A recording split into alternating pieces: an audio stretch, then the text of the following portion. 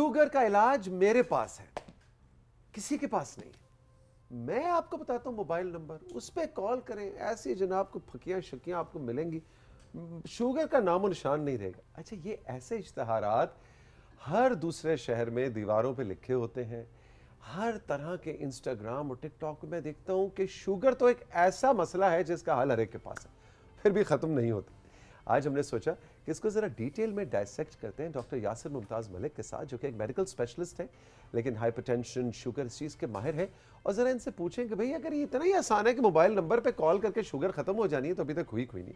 Doctor साहब good morning, अस्सलाम वालेकुम। वालेकुम अस्सलाम, thank you for calling me.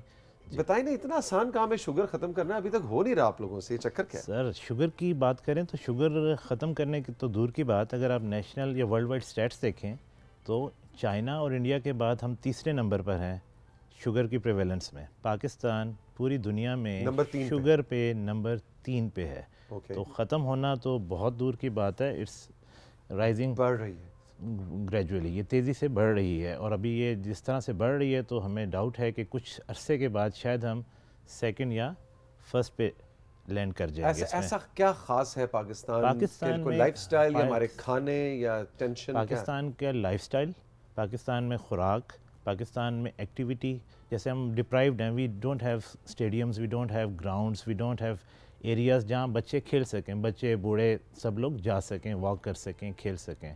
तो वो सारा हमारा सोशल फैब्रिक इस तरह का है कि हम उस पर नहीं कर सकते, मैनेज नहीं कर पा रहे कि हम जो डाइट खा रहे हैं वो हम डाइजेस्ट ही नहीं कर पाते। तो हमारा ग्लाइसेमिक इंडेक्स, हमारी शुगर ब्लड में ऊंची रहती है, जिसकी वजह से ये इतना बढ़ता जा रहा है। और फिर हमारी फैमिली फैमिलीज़ में रन कर रही है, उसकी वजह से ये बहुत सारे मसाइल जन्म ले रहे हैं, जिसको मारूसी कहते हैं। जिस बिल्कुल दो तरह की शुगर है। एक ये शुगर होती है जिसमें मारूसी होती है, जिसमें आप इंसुलिन के अलावा कोई दवाई, कोई सिरप, कोई कुछ नहीं दे सकते, कोई उसका कोई और रेमेडी नहीं है। ठीक है, सिर्फ आपने इंसुलिन इंजेक्ट करनी है, जो एडोलेसेंट्स में होती है, यंग बच्चों में होती है, 3 साल 5 साल 7 साल छोटे बच्चों में शुगर डायग्नोज हो जाती है।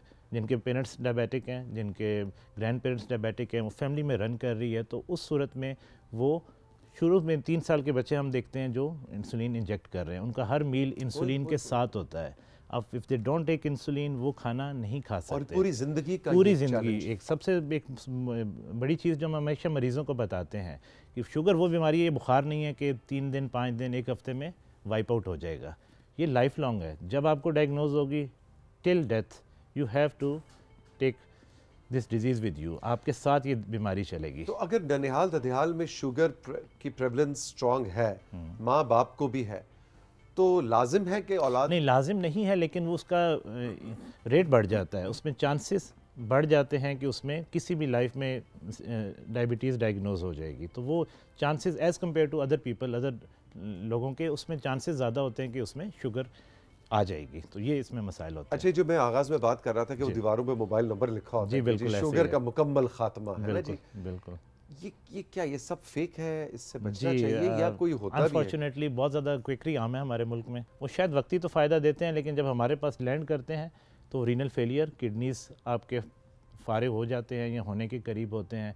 पैर पे ज़ख़म, कई दफ़ा हमें अपने सर्जन कोलीग से हेल्प लेके देखना पड़ता है, पैर काटना या उंगलियां काटने की नौबत आ जाती है। तो वो जो इतना मेल प्रैक्टिस चल रही है उसकी वजह से ये इतना पूरे मुल्क में स्प्रेड है कि लोग अनफॉर्चुनेटली जान नहीं पाते कि किसके पास जाना है, किससे ट्रीटमेंट करवाना है, कहाँ से इलाज के लिए जाना है किसके पास। तो उस वजह से ये बहुत ज़्यादा क्विकली आम होने की वजह से, और हमारे गवर्नमेंट के चेक भी इतना मजबूत नहीं है, हर बंदा चाहे वो क्वालिफाइड है या नहीं है, वो प्रैक्टिस कर रहा होता है। तो इस वजह से ये प्रॉब्लम्स आते हैं।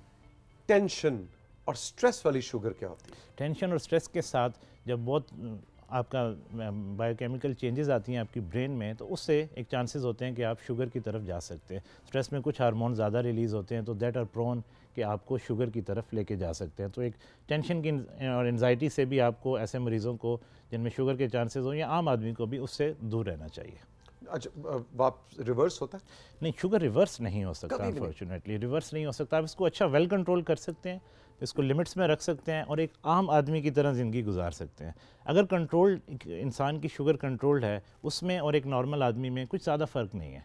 वो उसी तरह, उसी लाइफ स्पैन भी तकरीबन वही है, उसी तरह वो जी सकता है। तो उसके लिए एजुकेशन, उसके लिए आपकी खुराक, उसके लिए आपकी टाइम पे मेडिसिन, ये सारी चीज़ें इंतहाई ज़रूरी है। अगर वो कंट्रोल में है अपना, जिस तरह हम एक टेस्ट करते हैं जिसमें 3 माह की शुगर का हमें पता चलता है, तो हम जब साल में 1 या 2 दफ़ा करते हैं तो मरीज़ की शुगर ठीक है, तो वो और एक आम आदमी आर परफेक्टली इक्वल। अच्छा, इसको शुगर क्यों कहते हैं? क्या मीठा मतलब इंसुलिन लेवल्स बढ़ जाते हैं? नहीं, ब्लड के अंदर या ब्लड के अंदर ग्लूकोज का लेवल बढ़ ग्लूकोज जाता का है, लेवल, ग्लूकोज का लेवल और ग्लूकोज मीठी होती है, ग्लूकोज मीठा होता है, इसलिए इसको शुगर कहते हैं। इसलिए हम अपनी ज़बान में शुगर कहते हैं। वैसे डायबिटीज़ मेलाइटिस इसका मेडिकल नेम है, डायबिटीज़ कहते हैं हम इसको, डायबिटीज, लेकिन आम अल्फाज में जब हमारी पॉपुलेशन में हम इसको शुगर को यूज़ करते हैं।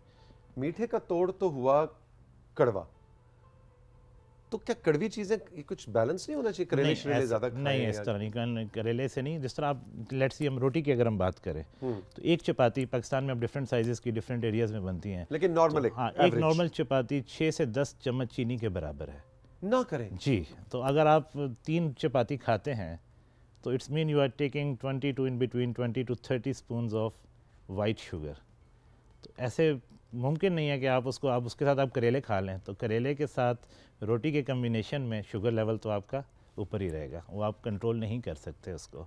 तो इस तरह से जो सबसे ज़रूरी होता है अद्वियात के बाद, हम जो शुगर के मरीज़ों को कहते हैं कि आपने दिन में 3 मील्स नहीं लेने। जैसे अब हम आम लोग जिनको डायबिटीज़ नहीं हो, ब्रेकफास्ट लंच डिनर आमतौर पर ऐसे किया जाता है। शुगर के पेशेंट्स को रिकमेंडेड होता है कि आपने 5 to 6 small portion small meals लेने हैं।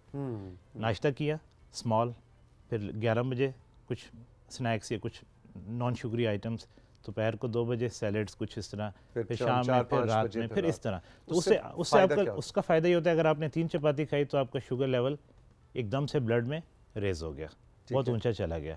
लेकिन अगर आप एक चपाती, हाफ चपाती, साथ आप एग ले लेते हैं, साथ थोड़ा सा कॉफ़ी, नॉन स्वीट कॉफ़ी या कुछ भी चाय ले लेते हैं, तो वो बैलेंस रहता है। उससे आपकी शुगर एकदम ब्लड में उसका लेवल बढ़ेगा नहीं, वो ठीक रहेगा। फिर आप 11 बजे फिर थोड़ा सा ले लेंगे तो वो एक बैलेंस चलता रहेगा। दवाई भी अपना काम कर रही होगी, आपकी खुराक के साथ भी उसको एक मॉडरेट लेवल, बिल्कुल एक मॉडरेट लेवल आपको ब्लड में चाहिए शुगर को कंट्रोल करने के लिए। तो जिसने एक हैवी मील सुबह किया, फिर एक हैवी मील रात को किया, तो वो आपकी शुगर इसी तरह प्लेटो की सूरत में ब्लड में रहेगी, एकदम बहुत ऊंची चली जाएगी, फिर बहुत नीचे भी आ सकती है। अगर आपने 12 आवर्स की फास्टिंग कर ली तो शुगर लेवल कम भी हो सकता है। तो दोनों उसमें प्रॉब्लम्स आते हैं। तो हमेशा होता है कि आपने एक स्टडी लेवल, एक ऐसा हॉरिजॉन्टल लाइन पे, जिस तरह हम कहते हैं कि एक हॉरिजॉन्टल लेवल आपने ब्लड में मेंटेन करना है ताकि आपका शुगर उसी रेंज में रहे, उससे ऊपर मत जाए। चीनी को वाइट पॉइजन जनरली भी, शुगर के पेशेंट्स हट के भी, सफ़ेद जहर, मतलब बहुत ख़तरनाक, वाकई ये इतनी जहरीली चीज़ है। तो ये तो बिल्कुल आम जनाब, हम बिल्कुल, हमारे यहाँ शुगर बहुत ज़्यादा यूज़ की जाती है। लोग एक एक चाय के मग में शायद 6-6 चम्मच भी हमने देखा है पीते हैं। सीरियसली बिल्कुल, हम ऐसे पेशेंट्स देखते हैं जो एक कप चाय में 4 से 6 चम्मच नहीं तो वाइट शुगर 6 चम्मच अगर मैं चीनी डाल दूंगा तो चाय किधर जाएगी, वो तो भर जाएगी। बस वो यू टेक अ बिग मग, तो उसमें ये हो सकता है, लोग करते हैं, हमने प्रैक्टिकली देखा है इस चीज़ को। वो तो बिल्कुल शीरा है, बिल्कुल शीरा है, बिल्कुल so dangerous, it's very dangerous. मेरे एक दोस्त है, वो भी डॉक्टर है, उनका नाम है नवीद। पिछले 25-30 साल से उनके घर में चीनी नहीं आई। एक्सीलेंट।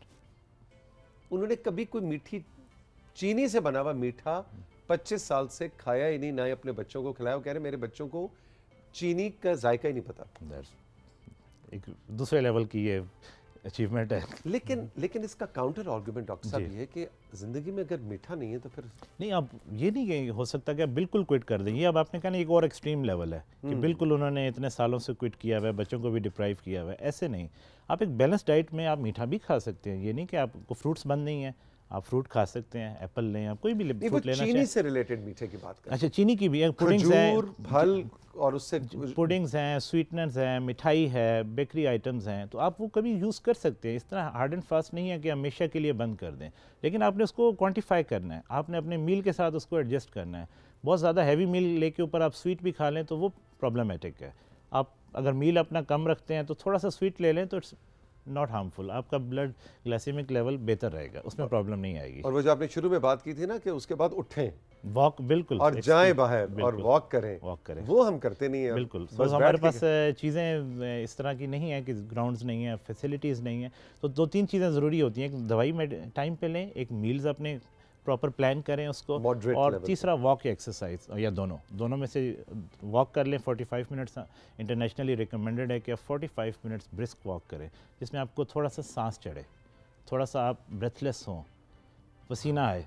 जैसे समर अभी आ रहा है, समर के मौसम में पसीना आना चाहिए आपका, थोड़ा सा सांस चढ़ना चाहिए, उसको ब्रिस्क वॉक कहते हैं। ये चहलकदमी, टहलना, इसको वॉक में हम कंसिडर उसमें नहीं करते, उस एक्सरसाइज में नहीं कंसिडर करते। थोड़ा सांस चढ़ना चाहिए ताकि अच्छा आपकी, बिल्कुल। और वो दीवारों के मोबाइल नंबरों से परहेज करें। उससे तो मुकम्मल परहेज़ करना चाहिए, क्योंकि वो एक्सट्रीमली डेंजरस है। वो आपके गुर्दे, और शुगर ऐसी बीमारी है जो आपके सर के बाल से आपके पाँव के नाखून तक, it affects each and every organ of your body. तो हर चीज़ उससे मुतासिर होती है। तो जब हर चीज़ मुतासिर हो रही है तो आपको नज़र का भी ख्याल रखना है, अपने पैरों का भी ख्याल रखना है, आप अपने गुर्दों का भी ख्याल रखना है, अपने दिल की सेहत का भी ख्याल रखना है।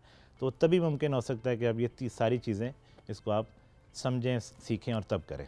डॉक्टर साहब थैंक यू वेरी मच, बहुत बहुत शुक्रिया। आज हमने शुगर नहीं, चीनी के खिलाफ मुहिम बिल्कुल ऐसे ही शुगर को टेकअप किया। अगर आपके जहन में कोई सवाल है और अगर आप शुगर की बीमारी के हवाले से कोई इन्फॉर्मेशन लेना चाहते हैं, हमारा व्हाट्सएप नंबर और हमारा इंस्टाग्राम आपके लिए फ्री ये सर्विस मुहैया करता है कि डॉक्टर यासिर जैसे और दूसरे माहिरीन जो है, अगर आपका बहुत कोई मेजर इशू है तो हम आपको जवाबी लिफाफे के ज़रिए, यानी जवाबी व्हाट्सएप के ज़रिए आपकी रहनुमाई भी करेंगे। डॉक्टर साहब की बातें आपको कैसे लगी आपने हमें ज़रूर बताना है। चल के लेंगे एक छोटा सा ब्रेक, और ब्रेक के बाद आपकी मुलाकात करवाएंगे हम चेयरपर्सन नैफ्टैक गुलमीना बिलाल अहमद साहिबा से।